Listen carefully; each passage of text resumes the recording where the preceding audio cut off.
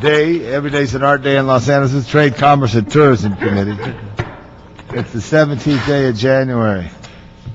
And joined by Mr. Garcetti, we expect Mr. Rosendahl to arrive later. We're going to start with lucky number 7, go backwards. So, item number 7.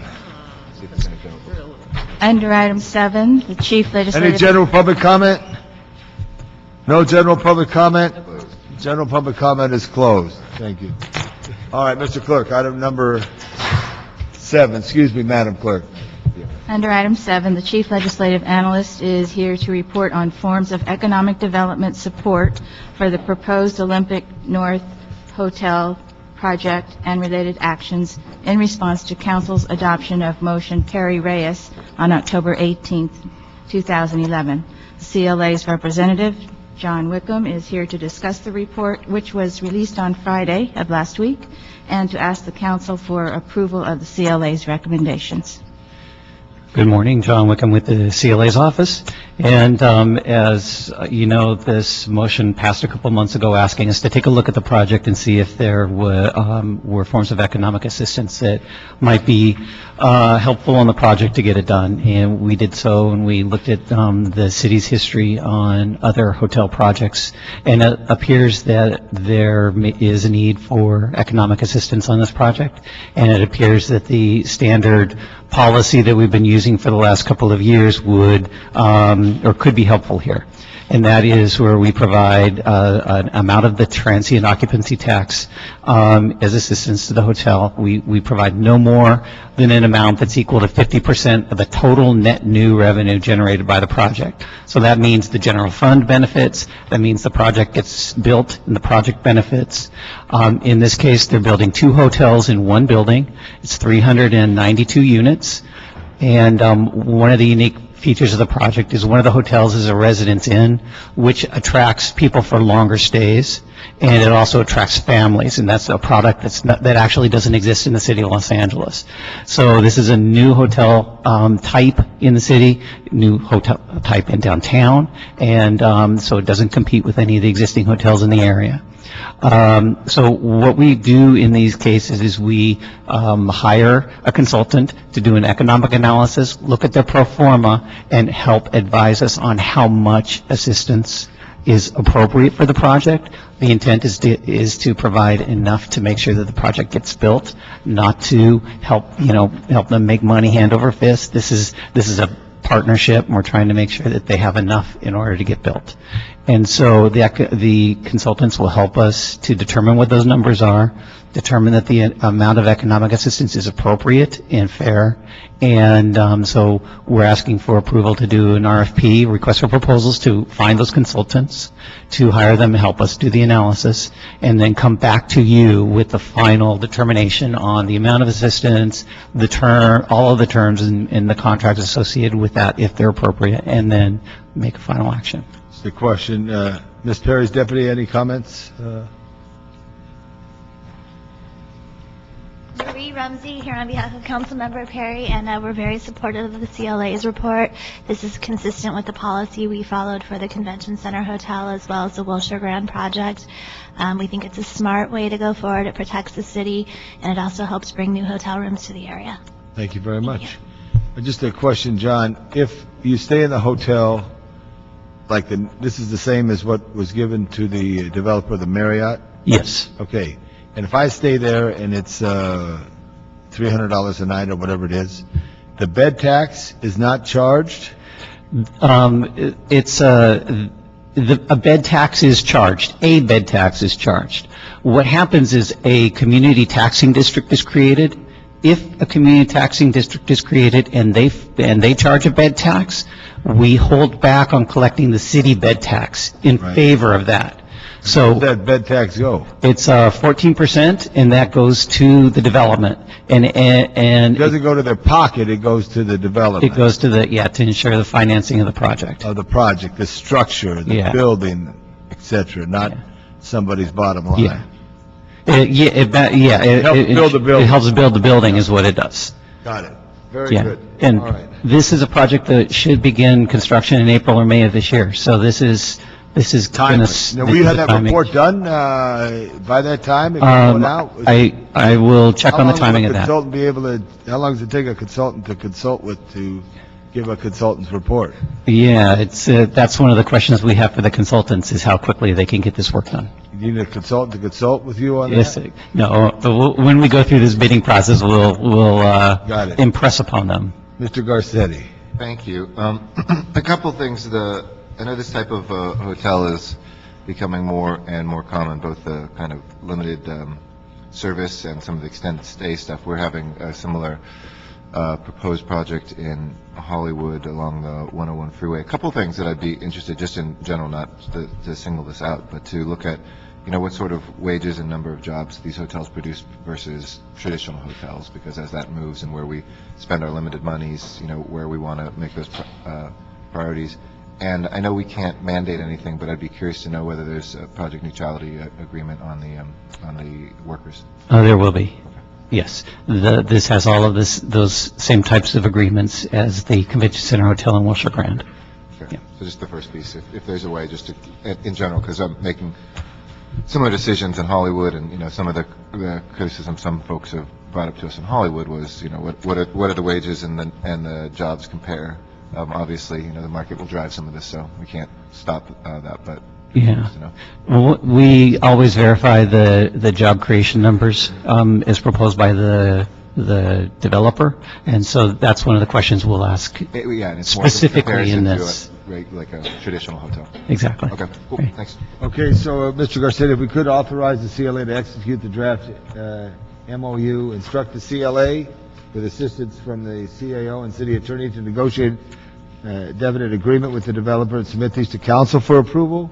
Authorize the CLA to accept up to $150,000 for an independent third-party review of the proposed project. Authorize the CLA to issue a request for qualification, select consultants to conduct an analysis needed to evaluate the economic impacts of this project. So moved by Mr. Garcetti. We approve it. Move forward. Thank you. Okay, to council. Yeah. Okay. Number 8. Number 8. Yeah, check them out. Item number 8, Madam. Say it again. Do you want number 6, which is also Convention Center? I apologize because I have been going. I was going there. Now, what's it, number 7, right? We started with 7. That's going up. I apologize. Number 6 for I'll slow down a Convention little. Center? Okay. Number 6.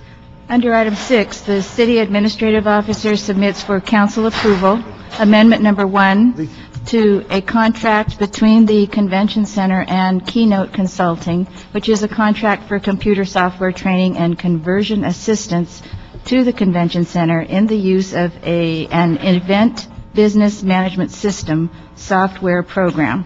The proposed amendment would extend the contract term by 3 years, beginning on March 1st, 2010, and ending on June 30th, 2013. It would reduce the hourly rate for consulting services from $120 to $108 per hour, would reduce the maximum reimbursement for business expenses from $300 to $270 per day, and would increase the contract amount from $30,000 by $60,000.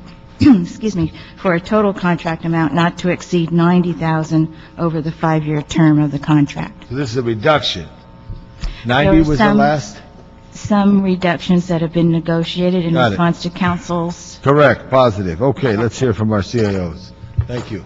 Diana Mangiolu, Office of the CAO. The CAO recommends approval of the proposed amendment. The agreement is before you and needs your approval because the contract term does exceed 3 years. Originally, the term was supposed to, was for a total of 3 years, but given that the department was instructed to go back and negotiate with its vendors, they had the opportunity to reduce their contract amount by 10%, and in exchange offered to extend the contract term. Good. Agnes Cole, Los Angeles Convention Center. This contractor is critical to the department's use of the event business management system. That is the system that we utilize in order to book our business, Right. schedule, and also service orders and billing. Have we lost any business due to the anticipation that there may be construction due to the potential for a football stadium there? We are not seeing a huge downturn, but we are working with potential clients to assure them that the new hall will be built Right. prior to the demolition of the West Hall, therefore space would be contiguous. Equal. And that will not impact our event significantly. Thank you very much. Mr. Garcetti? Do you have any questions? No questions. So we approve this. Mr. Garcetti moves, I second. So order. Item number 5.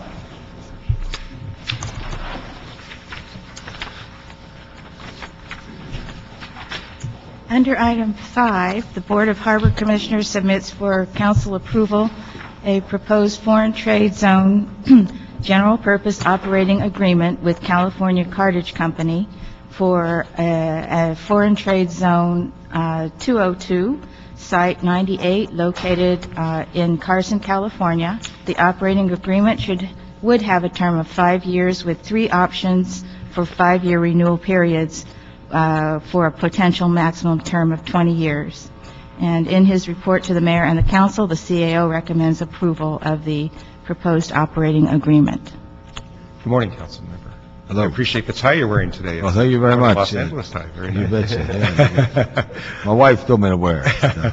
Mike DiBernardo with the Port of Los Angeles. Yes, we're here to seek approval for the foreign trade zone for Cal Cartage, and it's to activate it's a third site for them. They already have 2 other sites, so this would be an additional site for them in Carson, California. Positive. We support the recommendation by the department. And for the record, state your name. Yes, my name is Alvin Newman in the CAO's office. Yes, Alvin, good. And could we have something in the future? This is an important tool. Some either by the port or whatever, try to get a local newspaper story, how important these trade zones are, how they are working. I think we forget sometimes to realize that these are important little tools that are making a difference. So some kind of a public expression of what this is all about.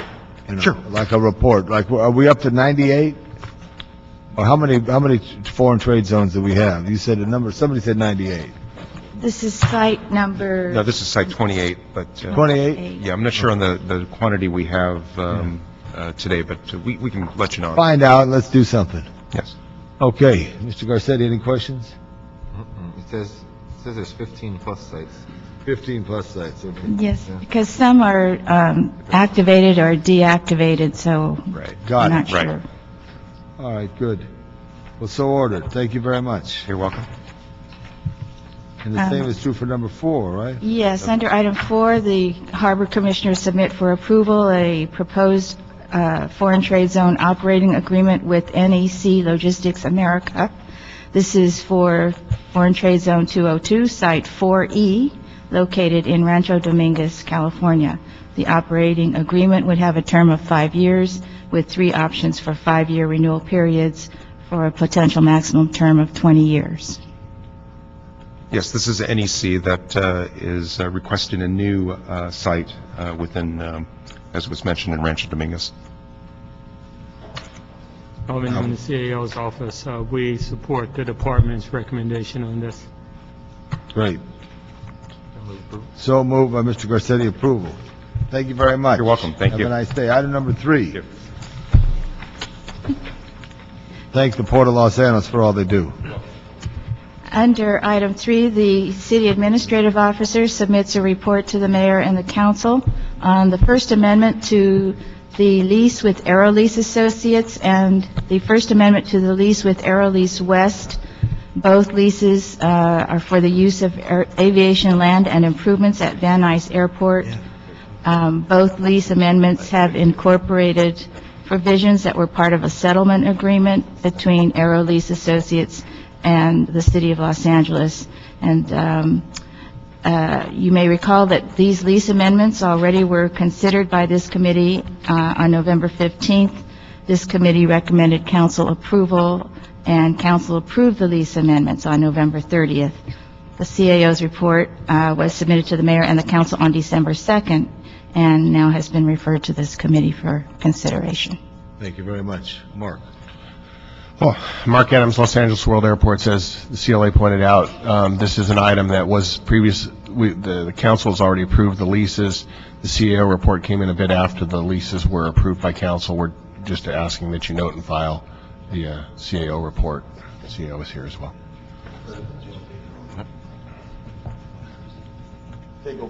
All right.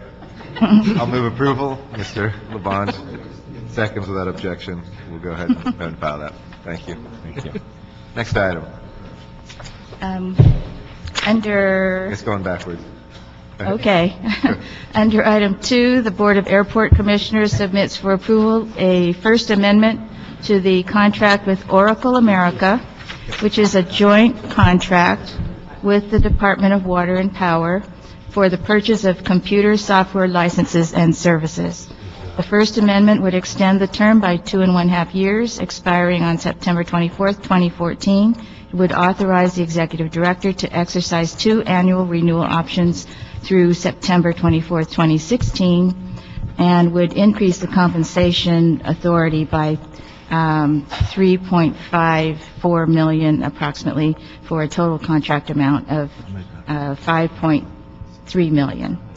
In a report to the mayor dated December 15th, the CAO has recommended approval of the proposed contract amendment. Thank you very much. Good morning, I'm Dom Nessie, this is the CIO for Los Angeles World Airports, and we use Oracle as the back end for most of our systems. This contract would allow us to continue to purchase it through 2016 on the DWP contract. And it works, it's a good thing CAO approves it. Bill Crusher, the CAO. Yes, Mr. Labange, we do recommend this, especially since because it elicits volume discounts of anywhere between, the department's estimating between 22 and 51% because of piggyback onto this agreement in terms of volume discounts. And is this a new tool that we're using? Where we're piggybacking on the water and power, has that been historic? Well, it's rather recent for this particular agreement, but piggybacking onto an existing agreement that other departments have developed is pretty common knowledge. Yeah, that's a good thing. City. Yeah, good. So it's good for Worldports, good for DWP, good for the city, good for CAO approval. So moved. Next item. Thank you. Thank you. Under item 1, the Board of Airport Commissioners submits for council approval the Third Amendment to a contract with Pasley Management Group, which is a contract for executive program advisor services for Los Angeles World Airport's capital improvement program for LAX. It would extend the contract term from 3 years to 6 years, expiring in March 2015, and it would increase funding authority by $10.08 million for a total contract amount of approximately $16.4 million. Yes, good morning. Roger Johnson, Deputy Executive Director, Los Angeles World Airports. The amendment before you is to amend the contract with Pasley Management Group, which has been providing executive oversight and consulting services, as well as providing program management services for implementation of the LAX development program. Mr. Pasley brings some particular skill sets to the city that we haven't had, which were critical for the performance of this program. Most probably critically, he has built several airports in a similar capacity to mine at DFW, using alternative delivery methods such as construction manager at risk and design build, and has helped us implement those types of methodologies here, which is what has allowed us to get the work done that we have done. His company is also providing some critical services in the area of project controls, allowing us to have somewhat of a checks and balances between the program management firm we've brought on board, who are helping us build the work, and keeping track of the flow of the money and reporting to the board and to the executive director on a monthly basis where the money is going, how it's being spent. So we've expanded Pasley Management Group services. We have so much work going on right now that we're basically going to our toolkit and we're finding the best people for the best job, and we would like to expand the role of Mr. Pasley and his team to help us continue to get this work done. Very good. Mr. Garcetti, any questions? What the contract allows how many extensions? The contract was actually written to allow extensions up to 10 years when we originally went out with the RFP. This Gina extension, Marie wants this. This is good for the airport. Gina Marie wants this. This is actually a consultant to Gina Marie and to the board primarily. It's very good for the airport because, again, he provides an independent set of eyes and ears as well as assisting us in the development program. He reports directly to Gina Marie and to the board. And when you say he, I mean, does he have a team, or is it just... He has a team working for him. Yes, he does. How large is that team about? Right now, there's about 7 people, and we're adding some funding in here to where we can add additional staff if necessary. Good. Okay, Mr. Garcetti moves, I second it, move forward. Thank you. Thank you very much. Any other items before CLA? So this meeting is now adjourned. Thank you, have a good week.